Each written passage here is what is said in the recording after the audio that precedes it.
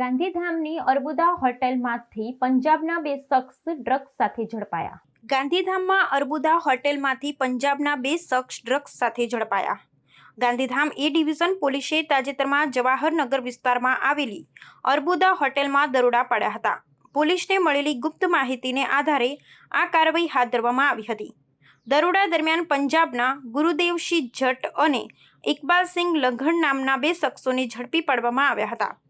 પોલીસે બંને આરોપીઓ પાસેથી કુલ 34,430 ગ્રામ ડ્રગ્સ જપ્ત કરી હતી, જેની બજાર કિંમત અંદાજે ₹17,21,500 થાય છે. આરોપીઓ ડ્રગ્સની હેરાફેરી માટે ગાંધીધામમાં આવ્યા હોવાનું પ્રાથમિક તપાસમાં સામે આવ્યું છે. પોલીસે બંને શખ્સો સામે NDPS એક્ટ હેઠળ ગુનો નોંધ્યો છે. આ ઘટનાને પગલે શહેરમાં ડ્રગ્સના વધતા જતા પ્રવાહ સામે લોકલ પોલીસની સતર્કતા અને કાર્યવાહીની પ્રશંસનીય ગણાઈ રહી છે. પોલીસ અધિકારીઓએ જણાવ્યું હતું કે ડ્રગ્સ માફિયાઓ સામે કડક પગલાં લેવામાં આવશે અને આવા ગુનાઓમાં સંડોવાયેલા શખ્સોને છોડવામાં નહીં આવે. આ કેસમાં વધુ તપાસ ચાલી રહી છે અને પોલીસે આરોપીઓના સંપર્કમાં આવેલા અન્ય શખ્સોની પણ શોધખોળ શરૂ કરી છે.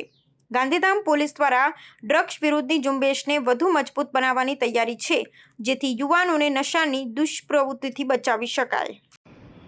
Border range IG Shri Chirag Kodiya sir તેમજ પૂર્વ કચ્છ એસપી શ્રી સાગર વાઘમાર સાહેબ દ્વારા પૂર્વ કચ્છ ગાંધીધામ જિલ્લામાં સે નો ટુ ડ્રગ્સ કેમ્પેન અંતર્ગત જિલ્લામાં નશીલા પદાર્થોનું ખરીદ વેચાણ કરતા ઇસમો વિરુદ્ધ કડક કાર્યવાહી કરવાની સૂચના મળેલ હોય, જે આધારે Gandhidham A division PI Shri MD Chaudhary દ્વારા જવાહરનગર વિસ્તારમાં આવેલા અર્બુદા હોટલમાં તેઓને બાતમી મળેલ કે આ હોટલમાં બે ઇસમો કોઈ નશીલા પદાર્થ સાથે હાજર છે, જે આધારે તેઓએ આ જગ્યાએ રેડ કરેલ અને રેડ દરમિયાન તેઓને આશરે 34 ગ્રામ જેટલો માદક પદાર્થ મળ્યા, જેની કિંમત આશરે 17 લાખ જેટલી છે અને આ બંને ઇસમો વિરુદ્ધ NDPS એક્ટ મુજબ કાર્યવાહી કરવામાં આવેલ છે. આ બંને પકડાયેલા ઇસમોના નામ જોઈએ તો ગુરુદેવસિંહ રેશમસિંહ જાટ, જે પંજાબના તરણતારણ જિલ્લાનો રહેવાસી છે, તેમજ ઇકબાલસિંહ મુખ્તારસિંહ લગડ, જે પંજાબના અમૃતસર જિલ્લાનો રહેવાસી છે. પોલીસ દ્વારા બંને આરોપીઓની અટક કરીને આગળની કાયદેસરની કાર્યવાહી ચાલુમાં છે.